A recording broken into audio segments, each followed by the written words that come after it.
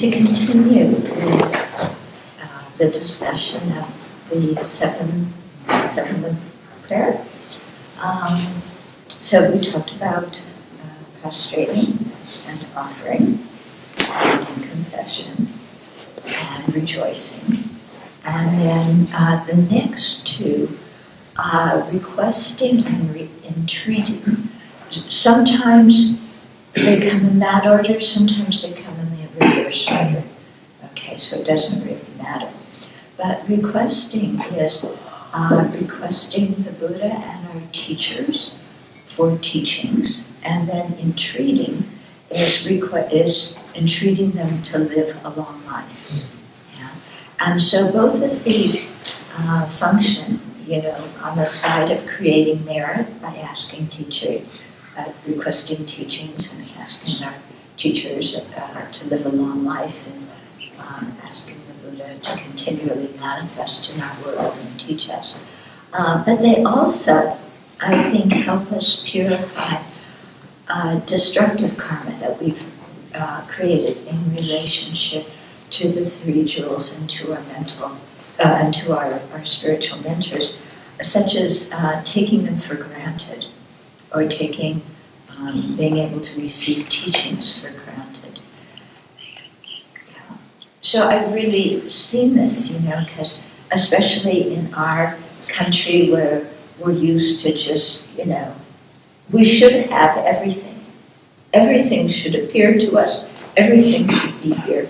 And we're the consumer that can pick and choose what we want to do and what we want to have. That's kind of our attitude in wealthy countries. And it breeds a certain kind of complacency and really taking things for granted that can make us miss out on incredible opportunities. Yeah? So, for example, when I first started practicing, I was living at Kapan Monastery in Nepal, and there were teachings all the time. And then I lived in India, and I went to the Library of Tibetan Works of Archives, and there were 2 classes daily, and my teachers were around me. I could go ask questions when I wanted to, and there were, interactions with them and so on. And then I got sent to Italy, to this new Dharma center that was beginning. And I was the only Sangha member when I first arrived there. And I had only been ordained, like 2 years. So I was really a baby nun. And there I was at this Dharma center, no teachers, no Sangha. How was I going to get an education? And how was my practice going to be enriched? So, this was back in the 70s, so no email, no YouTube videos of teachings, no, anything like that, okay? Just even having audio recordings did not always happen. So you really had to, have the presence of your teachers there. And then all of a sudden, it's like, when I was doing the 7-limb prayer, this one about requesting teachings and requesting my teachers to live long became really important, because I was out in the middle of the desert, figuratively. It wasn't a desert, but Dharma-wise it was, yeah. And so all of a sudden, these 2 of the 7 limbs really came to the forefront, and I began requesting very sincerely, because it really came to me that without being near my teacher or with senior Sangha that I could learn from, I was going to turn into a dried up fig, Dharma-wise, okay? And then also, at that time, Lama Yeshe was not always very well. He wound up dying a few years later. And and then really thinking about my teacher's mortality, and they're not always going to be there. And how much I took it for granted when I lived in Asia, that these things were there all around me and I could enjoy them whenever I wanted. And so when I first started teaching in the West, I noticed this kind of attitude very much with Western Dharma students as well. And so people would say, they would come semi-regularly to teachings, but then, they said, really, I have to drive a half an hour across town to get to the Dharma Center, and I'm just too tired to do that afterward. Or I wanted to come on this weekend retreat, but I had to do the laundry, and I have these other things. And, and it really struck me how, in our culture where we're used to having access to everything, it all becomes very ordinary. And so these people were missing out on teachings because driving a half an hour was too long for them. I went halfway around the world to get teachings because there were no Dharma centers in America when I started out. But to go drive a half an hour across town was too difficult for them. So, it's so easy to have that kind of attitude of, the center's always there, the monastery's always there, the teacher's always there. So I can go off and do other things and have a good time and have my samsara, and then, when I have problems, then I can go back and maybe hear some Dharma and do some meditation. So that kind of attitude it really makes us miss wonderful opportunities. So it's something to be very careful about, and I think that's why these two limbs are included in the seven limb prayer, to request teachings. Because when we request, we have to think of, what do I want to learn, and the importance of learning, and we have to put some energy out. We don't just kind of, when we're walking past our teacher say, and by the way, will you teach me Majjhimika Avatara?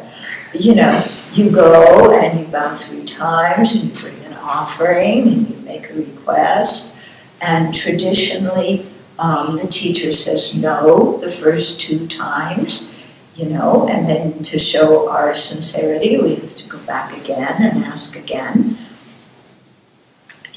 So that's how it's traditionally done, and that helps us really appreciate the teachings and take them seriously when we do hear them, And similarly, requesting our teacher to live long in the seven limb prayer helps us appreciate the presence of our teachers in our lives. And here I must say that, whereas technology has been very good in spreading the Dharma to very widely to places where there are no teachers, and it's been wonderful that way.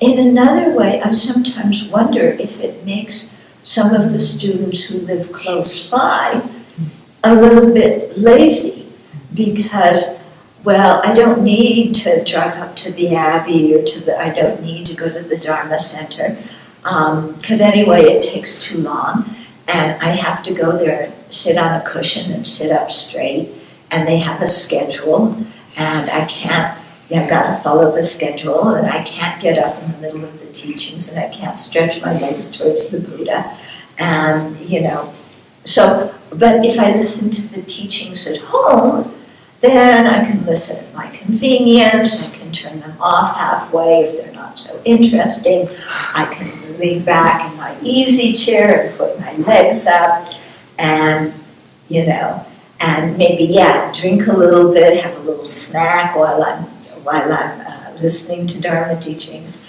And so I wonder sometimes if, that happens. for the people who live nearby who could very easily come up, but they don't. Yeah, and the thing is that it's always much better to, if you have the opportunity, to hear the teaching live rather than through a recording or online. Of course, if you have no other options, online is fantastic, it's really good. But if you have the option and the ability to hear it directly, sitting in a teacher's presence really makes a difference. I know it did for me, tremendously, because, I was able to sit there and listen to people be in the presence of people who actually practice this. And so much is conveyed, when you're in the presence of somebody that you don't get on an audio recording, especially when you're navigating the interstate highway. So it's good to do that when we can. But, anyway, these two limbs are quite important, I think, in our lives. And then the seventh is dedication. And so dedication is actually a practice of generosity, a practice of making offerings, because we're saying whatever merit we created through doing the previous 6 limbs and whatever merit we created in other situations, and actually all the merit that all sentient beings have created, from the 10th ground bodhisattvas down to, whatever little bugs create, all this merit of the past, present, and future, we're dedicating for the awakening of all sentient beings. So it's a time of really rejoicing at our own and others' merit and of sharing that merit, mentally dedicating it, And the dedication is really expressing our aspiration. So we're not dedicating it to win the lottery, okay? And we're not dedicating it so that, your son or daughter marries somebody's nice, or so that you get into a certain college or whatever. We're dedicating it for the alleviation of suffering of each and every living being, and especially for our own enlightenment, but of course the enlightenment of everybody else's. And then we can also add other dedications there for people who are sick, for people who have recently died, people who have obstacles to remove their obstacles, people who need, some energy for success to dedicate for their success and all. But when we dedicate, we always make sure that we dedicate for the highest thing. And then the other things we add as like a PS, okay? Not quite a PS, it's not like we forgot them, but they're not as important. Sometimes what we do is first we dedicate for all the worldly things, and then maybe we remember to dedicate for enlightenment at the end. But we should do it the other way around, and always dedicating for the highest awakening of self and others. And then for all the other conditions, for the Dharma to exist and spread, and then for, whoever is experiencing difficulties that we need to make dedications for. Could you comment a bit on turning the wheel of Dharma? In this, when we're talking about requesting for teachings, then the second one is about turning the wheel of Dharma. Oh no, turning the wheel of Dharma is requesting the teachings. That's the one of requesting. Okay. Yeah, and then the other one, entreating, is requesting the Buddha to manifest and for our teachers to live long. So turning the wheel of Dharma just means requesting for teachings. Yeah. And what is the relationship with wheel turning Buddhas? Okay, because we say that the Shakyamuni Buddha was a wheel turning Buddha in that he taught the Dharma in an age where the Dharma had not been taught before. in this particular world system. So those are called the wheel-turning Buddhists. But then in another way, turning the wheel of Dharma, that expression can be used in a very loose way, just meaning giving teaching.